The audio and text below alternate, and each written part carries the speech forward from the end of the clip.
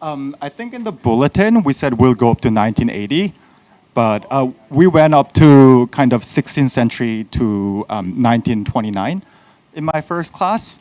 And then we wanted to cover the book we have in 2 lectures. But it was just too much to cover, this book. So we're only gonna go up to 1952 today. So the kind of the books I used to prepare this, I think you may remember this from the first class. It's a fun journalistic account. And then I like to have like a one journalistic book and one academic book to kind of form the basis. And this was a more academic book. Andrew Gordon is a professor at Harvard of Japanese history, and he holds the Rauschauer chair. And some of you may know that Edwin Rauschauer grew up at TUC, and he was an ambassador to Japan from the US. So we're gonna go over this. This is what we're covering today. Last month, I did Japanese history first and then TUC history. Today, we're gonna kind of go back and forth between what's happening at TUC and what's happening in broader Japan. So we'll start in, I guess it's kind of cutting off. Okay, we'll start in 1930. This is April 13th. It's the Palm Sunday. And you may remember that last lecture, well, we didn't have a church, right? We started in Tsukiji in 1872, and we're there for about 2-3 decades. And then we're kind of a homeless worshiping and meeting at different places in the early 20th century for 2-3 decades then. We're in Ginza mostly. And then now it's 1928. We're trying to raise 80,000 yen. I think that was about $40,000. The exchange rate was about 1 to 2 then. And then they wanted to build, we wanted to build a new sanctuary. And then this is from the board minutes that we got some, I don't know how much, but Rockefeller was part of building our first church in Omotesando. And Rockefeller has also supported other churches around the world, like a Riverside Church in New York. And this is the American Church in Paris. And then, so I think because today is a World Communion Sunday, I'll kind of highlight these denominational and then our kind of connections to different churches. And I guess having a same patron or sponsor could be considered we're like financial siblings of sorts with these institutions. And then the architect we hired was named John Van Wee Bergamini. He was an official architect of the Episcopal Church for the Far East, for East Asia. And then the Episcopal Church is just the Anglican Church, the Church of England in the US. They changed their name after the American Revolution. And then we were able to, even though we're not an Anglican or Episcopal church, we're able to get his services. And then our historian, Robert Hemphill, says this church we built had an extensive use of intricately carved woodwork, which we don't have anymore, unfortunately. And then, so this is how the church looked when we first arrived in Omotesando in 1930. I couldn't find any color pictures, but you can see the woodwork here. And that's how we stood. And then this architect, Bergamini, he also designed St. Luke's International Hospital. So I feel like he's built more than 200 buildings, churches, schools, hospitals, homes across the world. So I feel like we're connected to St. Luke's through the architect too. Yes. St. Luke International Chapel was supposed to buy the Frank Lloyd Wright. Oh, it was. He was mentally ill, and oh. took over. Oh, wow. Okay. Yeah, because Bergamini's new chapel in Omotesando, before that in Toranomon, TUC ordered Meru Boris. Boris is famous for the mensolator Boris, married with Hitoyanagi, Japanese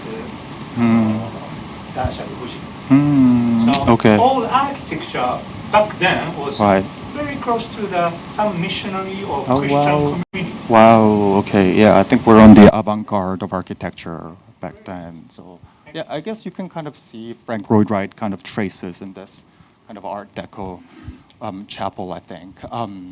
And then one of the first big debates we had when we were building this church is that we had enough money for either a minister or the pipe organ. And then Paul Mayer, who was the chair of the board at the time, he said famously, if we, and then because there was another member who was concerned that if we don't get a pastor now, we won't be able to afford a full-time pastor for another generation. And that turned out to be true because it took us another 22 years since the first building to get to call a pastor. And he said famously, if we must choose between a pipe organ and a minister, let's choose the pipe organ. And then there was like a secret ballot as to what we want, and then the congregation chose the organ. I mean, there was a missionary church back then, right? So we had so many ministers, but I guess it's not good for job security for pastors here. That's the priority. So yeah, dedication service. So when we're constructing, we're mostly in the Harris Hall of Aoyama Gakuin, neighboring institution. It probably didn't look like this back then. I think this is a new building. But yeah, and the man who, I look at our history and then I think I'm so humbled by all the, God gives us some talents, but sometimes God packs a lot of talents into one person.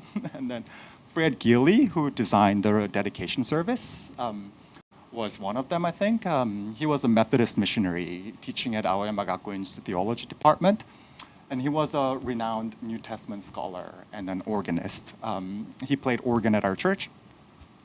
And then he also, and he came to Japan in 1923, and the day after he came was the Great Kanto earthquake. But he stayed for many years after. And when he first moved here, we were worshiping at St. Andrew's Episcopal Church by Tokyo Tower, which looks like this now. And then Reverend Geely also preached occasionally at TUC. How often do you see like an organist preach also? And then he wrote a renowned commentary on one of the New Testament books also. So yeah, so we worshiped at 1930, and then our opening hymn, the first hymn we sang at this place was "Oh God, Our Help in Ages Past." Do you know how this goes? Does somebody want to sing the first line for us? Oh God, in our ages past, na na na na na na na na. Yeah, that was our first hymn. Sermon was by Reverend Wainwright, who was also a Methodist. And then Paul Mayer did so much for our church. We'll see soon all the work he did during the war and then after. He was the building committee chair, so part of the ceremony he presented the keys to the church, to the board of the chair, was and then the full cost of building, it turned out to be more than we projected. It was about 150,000 yen, which is about $1.3 million today, which doesn't seem like a lot. This is adjusted for 3% inflation. But yeah, so that's how, I guess, it was a modest construction. And the Women's Society raised so much money. They raised 19,000 yen. And then Lona Jorgensen, who was at the dedication service, said there wasn't a dry eye in the house. So, yes.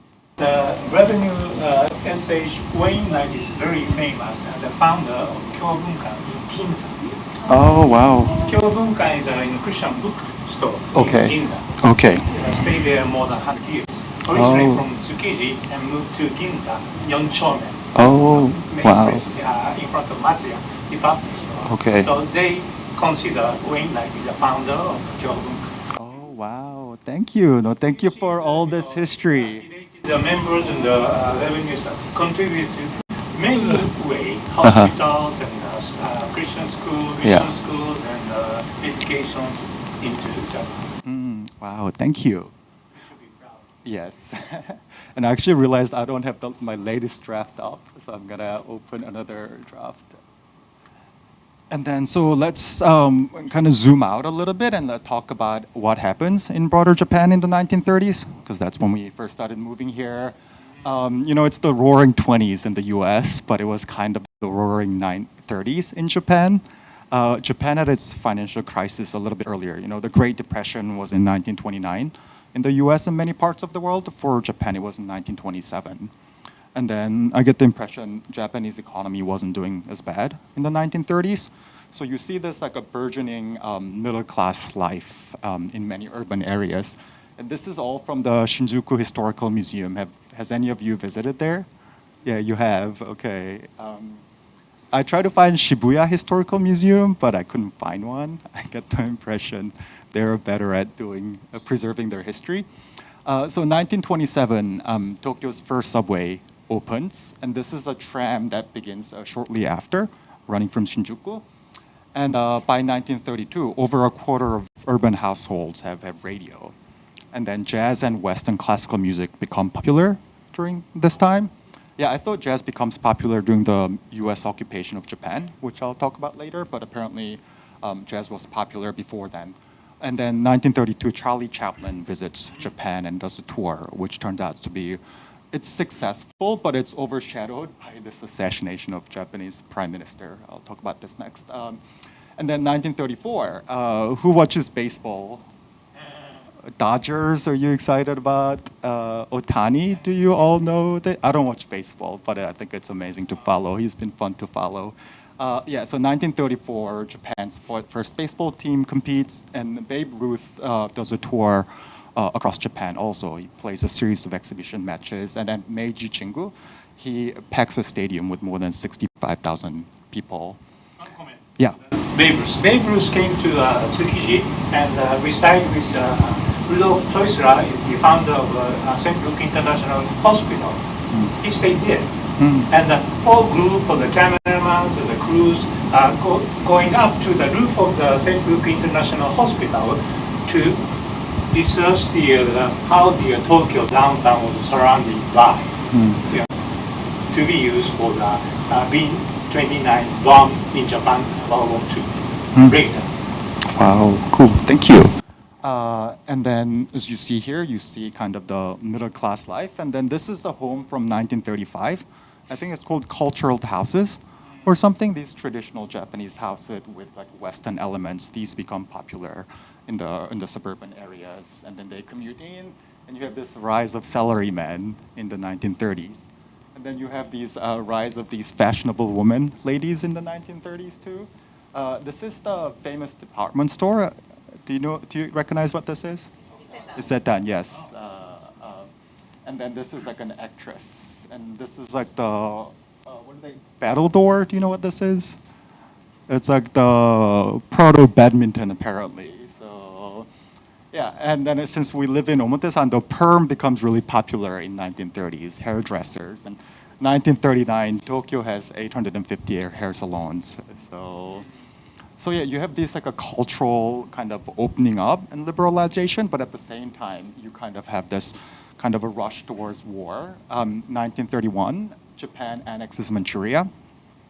Right, this is kind of and 6 years later, Japan declares a full war against China. And then just talked about this, there was a assassination of the Japanese Prime Minister. 1933, Japan leaves the League of Nations over the Western powers are not happy about what Japan is doing to China. And then 1936, hundreds of soldiers rebel in Showa restoration. I mean, they kind of model themselves after Meiji restoration. And they assassinate a former prime minister, another finance minister. And then the emperor has to kind of shut down their rebellion. They are rebelling in emperor's name. And then the emperor says, that's not what I want. So yeah, so it was, and then 1940, all the political parties are suspended. As Japan kind of enters total war mobilization, and then the Axis Pact is also signed with Germany and Italy. In 1941, you have Pearl Harbor attack, and then the FDR, Franklin Roosevelt's Day of Infamy speech. So you see kind of Japan entering war, and we're just trying to do church at our new home. So yeah, this is what we're doing at our new home. So on our first Easter Sunday after we moved here, we decided to give our offerings to this gentleman, Toyohiko Kagawa. Have you heard this name? Yeah, what can you tell me about him? He was he was a famed evangelist, probably the most famous Christian from East Asia at the time. And then he started living with a slum community in his town of Kobe. and then he did that for more than a decade. And he was more known more as a social reformer. He was working in these rural areas, and this is in the National Cathedral in Washington, D.C. He's kind of lauded as a saint there too. And then we decided to give our offering for Easter Sunday to his ministry because the Topping family, who were Baptist missionaries, and then the daughter ended up becoming English language secretary for Kagawa. So yeah, we had and Kagawa. So Hempel in his book writes that Kagawa once conducted a quiet day for English-speaking women at Union Church. I don't know what a quiet day means. Do you? You know what? I'm guessing it's like a retreat or something. So yeah, so we've had ties with this, probably the most famous Japanese Christian and evangelist. And then a year later, in 1932, we hold a joint Holy Week services with Holy Trinity Anglican Church and St. Andrew's Episcopal Church at the newly built Ginza Methodist Church. And then the 1935, we have this little controversy, right, with the Japanese flag and then the Manchukuo. This is the puppet state that Japan had set up in northeast part of China. And then so the neighborhood association asks us to fly these flags outside of our church. And then the house committee thinks, okay, it's fine, I don't need to discuss. And then so we do this for a bit. And then a member, Hempel, writes that immediately a member dispatched by special delivery a protest to all board members. And then the flags come down immediately. So I think we're beginning to feel this, the pinch of political tension at our church also.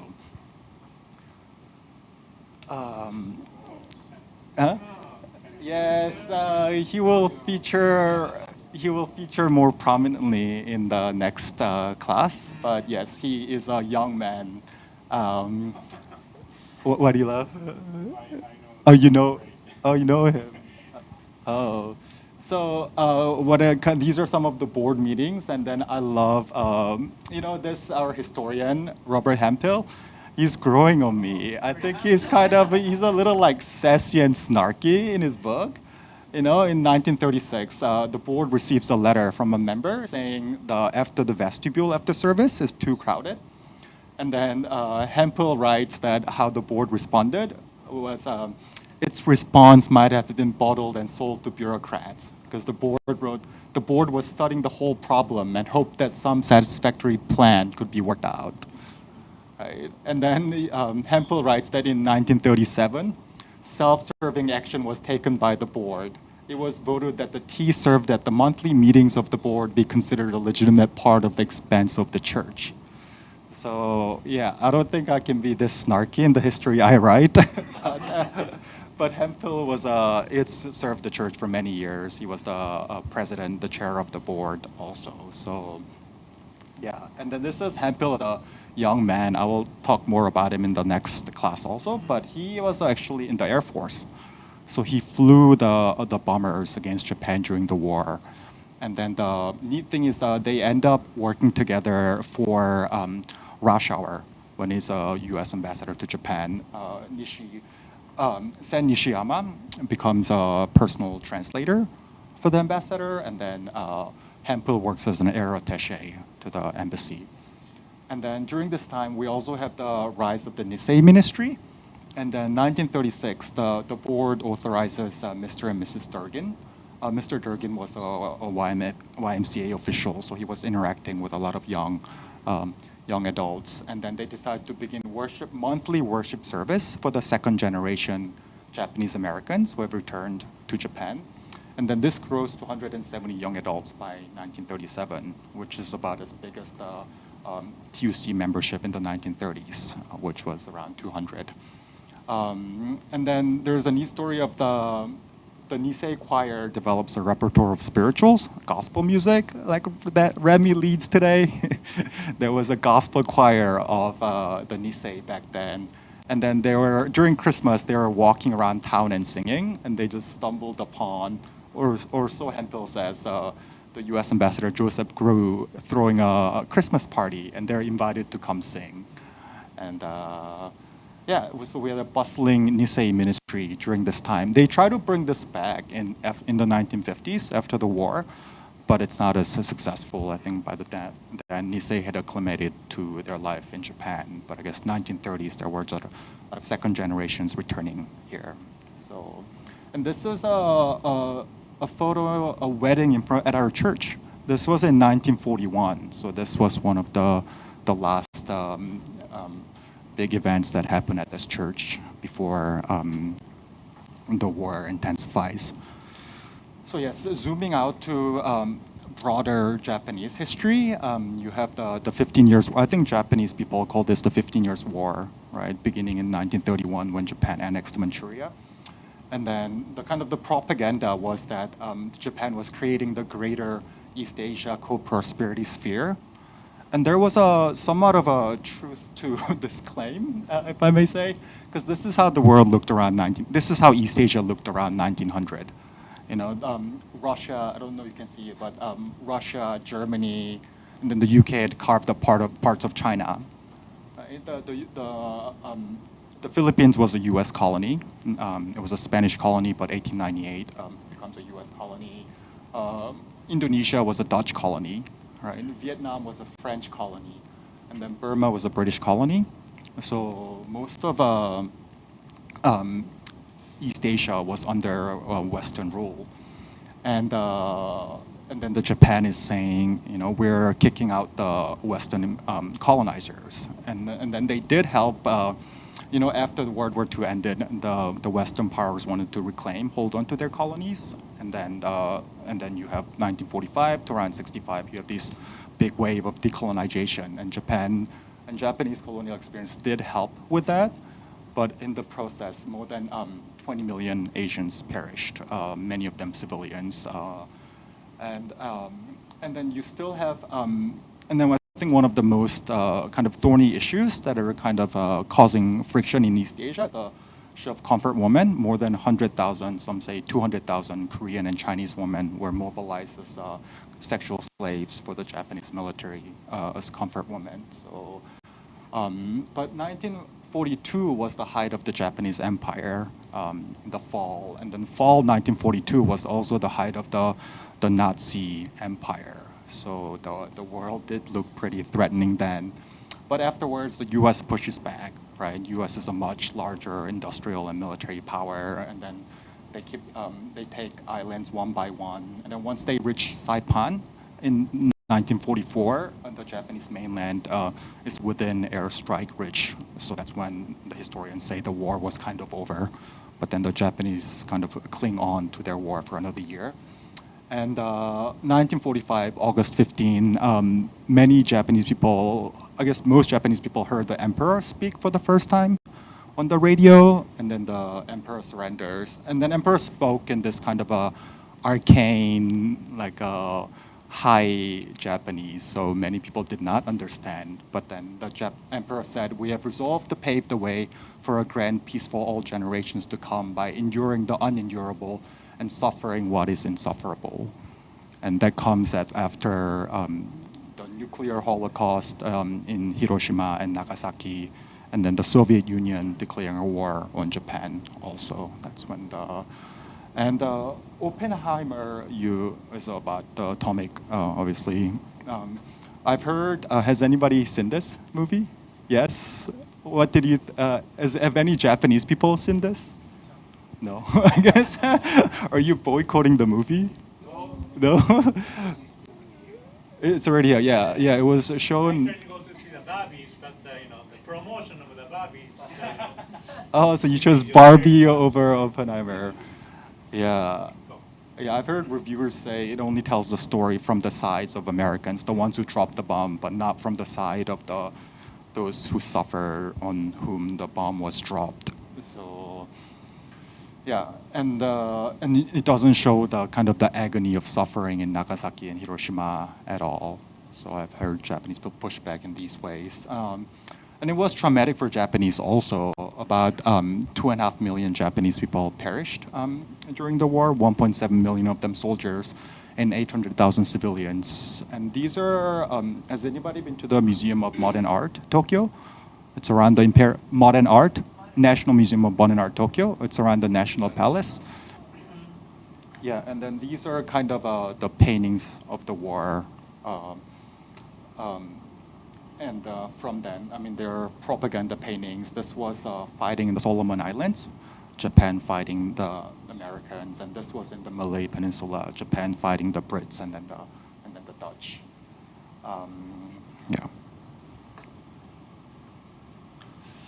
And then what are we doing during the war, right? In 1941, right before, I think, Pearl Harbor, there's a kind of talks between a Japanese admiral in Washington, D.C. with American generals about a possible peace treaty between Japan and the U.S. And while this is going on, Stanley Jones, who was another famous evangelist around this time, he and Kagawa organized a week-long 24-hour prayer vigil for peace. And then TUC, we partake in this also here. And during the, and then as the war kind of deepens, most of TUC members leave Japan. And then so what do we do with the church building, right? So the chair, Paul Mayer, entrusts the building to Professor Yugo Nakada. And then he was the son of a famous evangelist, Juji Nakada, who was the founder of the Japanese Holiness Church. They're kind of the kind of Methodist part of the Christian family. And then his father was called Dwight Moody of Japan. So that's another kind of a denomination that forms our church. And then his son, Yugo Nakada, was TUC's choral director. And he was the only Japanese member who was also a pastor. So he's entrusted with the building during the war. And then the Japanese government mandates that we can only have one service in a month, and that has to be in Japanese. And there's also police that attend church in plain clothes.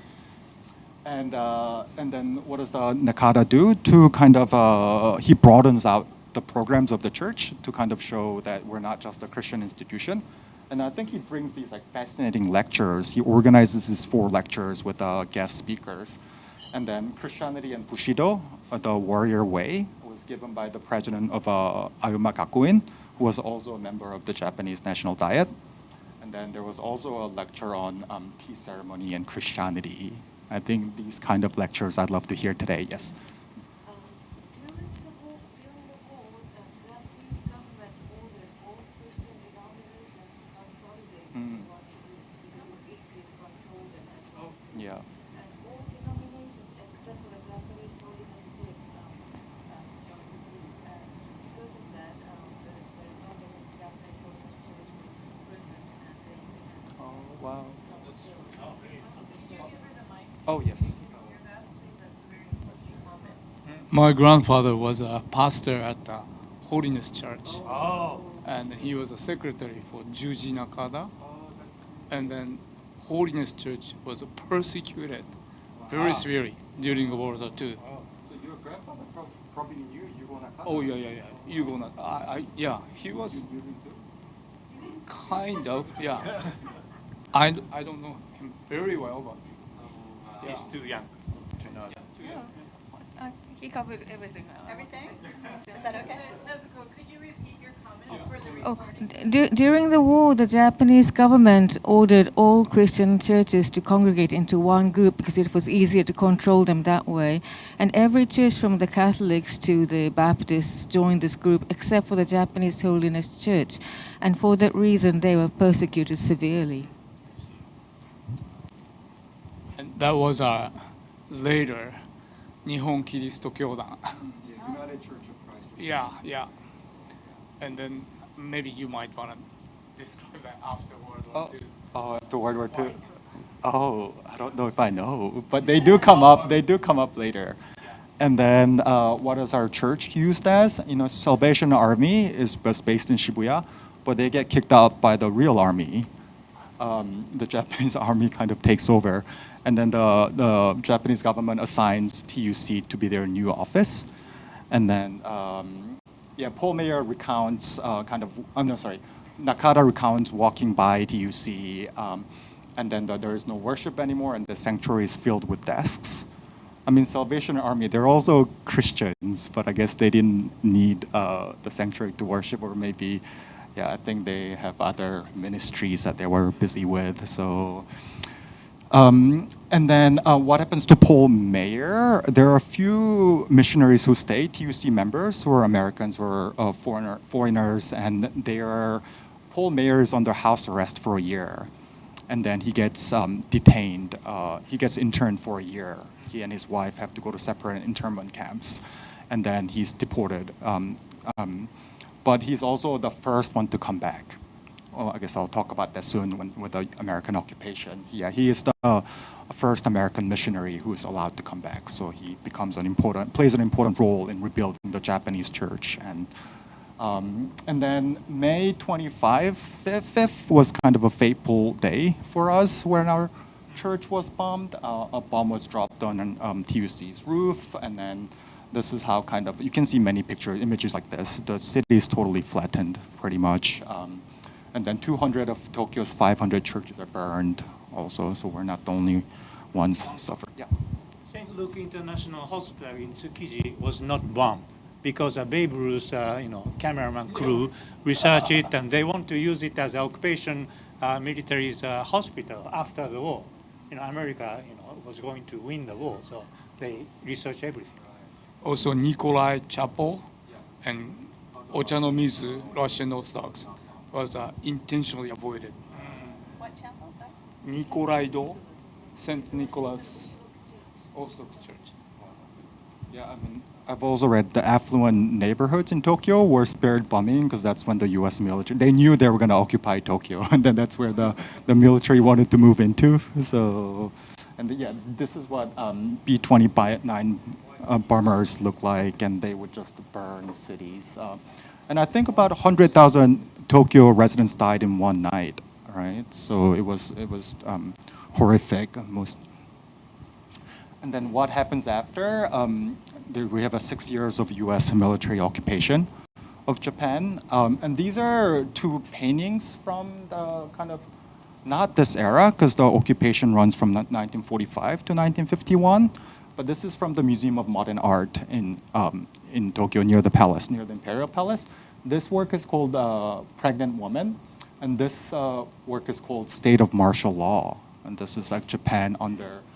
And it was kind of striking that, the Bible, the Gospels, it wasn't written until a generation or two after crucifixion of Jesus, because it was so traumatic for the Christian community. And similarly, if you go to this museum, there is no Japanese art for about a decade after war, 1945 to 1955, or none of the art that's kind of canonized and then exhibited at the National Museum of Modern Art. I think that kind of speaks to the anxiety and then the kind of the malaise that was permeating Japanese society at this time. And then Japan is ruled by SCAP, Supreme Commander for the Allied Powers. So it was supposed to be the Soviets, Americans, the French, and then the Brits who were supposed to rule Japan together. But de facto, it's pretty much Americans running the show. And Embracing Defeat is a great book. John Dower, if you've heard of this name, about how the U.S. kind of fashioned Japan in its image during these 6 years. And then the initial American goal during the occupation was to democratize and demilitarize Japan. And then the U.S. writes a new constitution, which includes Article 9 on Japan giving up war, a sovereign right. But kind of the communist takeover of China in 1949, and then the Korean War kind of changes American calculation a little bit, and it does allow Japan to arm somewhat, and then Japan becomes an important military bastion for kind of the America's unsinkable battleship in the Pacific. And then MacArthur was a devout Christian, and he wanted to Christianize Japan. And then so he encouraged Western missionaries to return, and he requested a translation of 10 million Bibles into Japanese to be distributed. But that doesn't really make an impact. The number of Christians remain at 1%. And this is the first picture of MacArthur and Hirohito, Emperor Showa, together. And then you can kind of see, I think this kind of symbolizes kind of the asymmetry of power that was present. And then I guess we as evangelists in Japan are trying to do what the most powerful ruler in Japanese history failed to do, like evangelize, right? So. Oh, and then keeping the emperor was controversial too. The war was waged in the emperor's name, but then the U.S. military, the U.S. Occupiers decided to keep the emperor to kind of smoothen the transition, and then I think that also leaves the issue of if the emperor is not repentant, why should we, the rest of the citizens, repent for war, right? So I think it kind of raises these difficult issues. And then, so what are we doing after? As I said, it takes a while for missionaries to return. I think in 1946, mayor is allowed to return, and then most of the TUC members were missionaries at the time. So it's 1947 when then the services resume, and then we go back to Ayoma Gakuin. And then 1949, we get the custody, the papers back. Everything I think was owned by SCAP. And then there's this picture, you might have seen this in the archive, of a general who's in charge of these SCAP properties, handing over the documents to the chair of TUC. It was the one after mayor, I can't remember who he was. And then this is what the document looks like. It's in our archive. 1950, January 1st, we have, so we still don't have a roof, right? We can't afford the roof yet, but we have an open roof communion service attended by about 100, which kind of speaks to our commitment to return. And then, so we need $47,000 again. We're just fundraising 2 decades ago, and we're doing this again. And then the Women's Society in 1950 is revived, and then they prepare a congregational dinner attended by 120, and more than $10,000 are pledged then. And then the woman also set up, the woman who had ties to the American military, set up women's exchange at a hotel and at another of the US military billets. And they sell everything from like clothes to jewelry to whatever they can find. And that raises another $10,000. And then we also get money from the Japanese Finance Ministry. They give us a roof, windows, doors, a fence, a lawn, and even shrubbery worth about $7,000. But then they said interior stuff you need to pay for yourself. I don't know how this was arranged. So yeah, this is what the church looked like then. Oh, and I almost forgot. I wanted to. In the archive are these beautiful, the real copies are, like a beautiful old photographs. And then I wanted to bring the real copies, but then I was told, no, the real copies need to stay in the archival boxes. So yeah, those are just some pictures from what the church looked like. And this is a women's society at church while we're rebuilding. And then this is a funny letter I found from Standard Vacuum.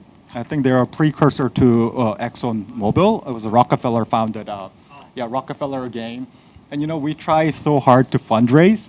And this letter says, this is dated August 14th. And it says, on June 11th, we issued you a check in the worth of about 72,000 yen. And it says, you still haven't deposited the check. Can you please deposit it? So yeah, thank you, Katz, for your work in the finance. And then this is my last slide, and we'll hopefully have some time for questions and comments. And then so rededication service happens in 1951. And Easter 1951, this is the last year of the US occupation, and there's a big Easter service set up in the Imperial Palace Plaza. And in the morning is the Easter service for Japanese people. This is a picture from then. I couldn't find out. And then in the afternoon is an English service kind of hosted by TUC. And then Hempel says 5,000 people were there. And this was one of the largest Christian gatherings after World War II. And then November, the Thanksgiving week is when we have a rededication service. It was a week-long affair. And then officiating was Leighton Holmgreen. He was there's Christ Methodist Church in New York City. It's a famous kind of Methodist church on the Upper East Side, and they had a position of minister abroad. And then so he was sent by this church to be acting pastor of TUC. And then so he was officiating, and then also present were the moderator of UCCJ, the United Church of Christ Japan, the denomination that we were just talking about, and also the senior scab chaplain, Yvonne Bennett. So, and then it's like the bulletin, it's like a 12-page bulletin for this dedication week. And they have this section about us. And then I think this speaks to the confidence that our forefathers had. It says the pulpit is host each year to the greatest leaders in Christendom. It is to be questioned whether any similar pulpit is host to so sparkling a galaxy of preachers. So that's a tall pulpit we're preaching from. So yes, that's it. Thank you for coming, and then welcome your questions and comments. I think we have about 10 minutes. Yeah.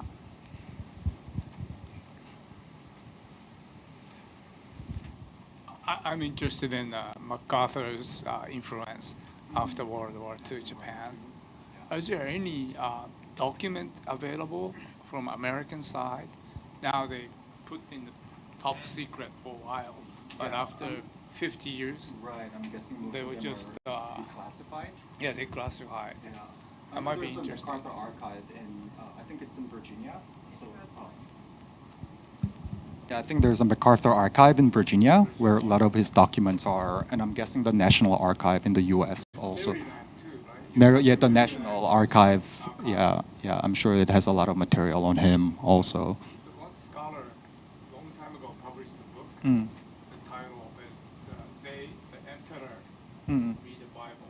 Oh, That yeah. was really interesting. Yeah.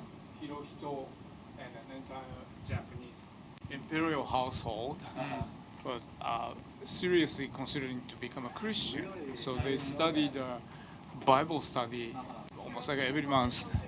Every month, yeah, imperial household, including Hirohito, had a Bible study and seriously studying, considered to be a Christian, partially because if they become a Christian, repent and become a Christian, MacArthur might be pardoned and, something like that. But that was very interesting. It's well documented. And that was one of the reasons that not the current emperor, but the former emperor, Akihito, was tutored but Quaker woman. And then he married actually Michiko, as she educated in Sacred Heart. So I think she's a Catholic Christian, not baptized, right? And also current emperor's wife, was she Christian? The very, very American, fluent speak, Masako. Yeah, Denyencho Futaba, which is another Catholic school. So it's a very interesting. Sometimes I feel like imperial household are kakure Christian, hidden Christian. Yeah, serious. And then the daimyo model of kind of conversion, right? If they convert, the rest of Japan will convert.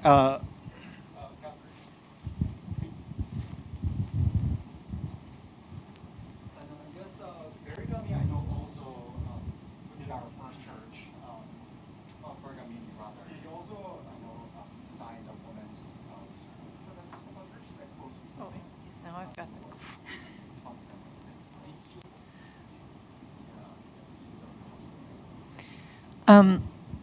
I was wondering if people knew in Japan that MacArthur was a Christian and the people, Japanese people, and did he go to church anywhere that we know of? And what was the feeling about MacArthur in Japan? Was he hated because he was the U.S. military and the war had ended, or what was the feeling? That's it. That's my question.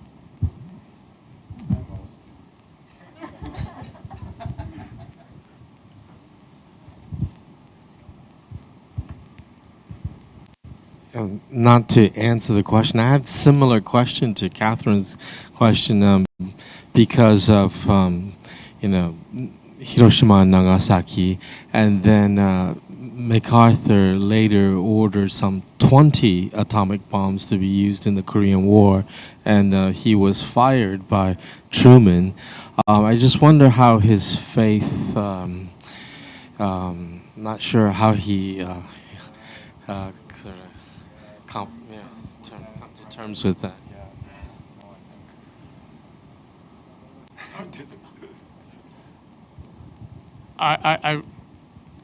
I met a number of so-called Japanologists afterward, obviously. And then in the United States, people classify two different groups of Japanologists, such as Reischauer. That kind of people are named Chrysanthemum Club members. And then much more later, Japanologists are so-called revisionists. And then Chrysanthemum Club member who knows before World War II Japan, and particularly Reischauer was born here and grown up in here, speak fluent Japanese, right? So they feel really bad about two atomic bomb. And then it's not, they feel like it's not necessary at all. That's true. There are no warning shot, and then two very, very closely related, and the government didn't have any chance to respond to the first atomic bomb. And then, so that's why some of the American, maybe not only Protestant church, but conscientious people consider toward the end of the World War II, we did too much for Japan. And that's why MacArthur was dispatched. And then he was quite a conscientious guy, like occupation to Japan was not too harsh, including a treatment of Hirohito. So that will be, I think it's a interesting consequences. Are there any discussion about the American side, the validity of two atomic bomb? To some, well, because you have a certain point, Japanese side, but when I lecturing in the United States, some of the major reaction was, "Oh, Professor, but you did Pearl Harbor, so it's the Japanese are deserved for two atomic bomb," and then I just keep saying, "But why there are no warning shot?" Also, things like two atomic bomb, not just simply one. That would be very, very interesting question to raise. Right. And then Oppenheimer comes to Japan in 1960 or 1970, but he does not visit Hiroshima or Nagasaki. I think it would have been a symbolic, powerful gesture if he had, but yeah, he doesn't. So. Che Guevara came to Japan. Che Guevara, Che Guevara, the revolutionist, came to Japan and visited Hiroshima at the first time. And then, why Japanese guys complain to U.S. government? That's his comment. To see what happened. Why Japanese government complained to the U.S. government? Because of that two atomic bombs. Japanese, government follow the American way after World War II. Anyway, besides that questions, Paul, do you know Paul Rush used to be a member of a TUC and teach English at the Rikkyo University and come to St. Luke International Hospital quite often. Paul Rush was U.S. Episcopal members, and after the bomb was bombed in TUC, he was raised their hand with Rudolf Tristra to went back to America to fundraising for St. Luke International New Chapels and TUC building, including Mr. Rockefeller. So, Christian, Paul Rush was evacuated from Japan back to U.S. and came back to under MacArthur. Paul Rush was the his man, boss is MacArthur, but allowed to work for TUC and the Christian community in Japan. Any other questions or comments before we close? Yes, I think next session we'll go up to 1980. And then I think next session I'll actually be able to incorporate kind of interviews with people who were here. Tomorrow I'm gonna go see Wally. Do you people know? Yeah, Joe is taking me there. And apparently Wally has been here since the 1950s. So I think we're reaching a time when this is like a living memory. Our history is becoming a living memory. So yes, thank you for accompanying me to 1952, and I look forward to seeing you again next month. Thank you. Very rare book about TUC was published recently by my friends Nakajima Sensei from Meiji Gakuin.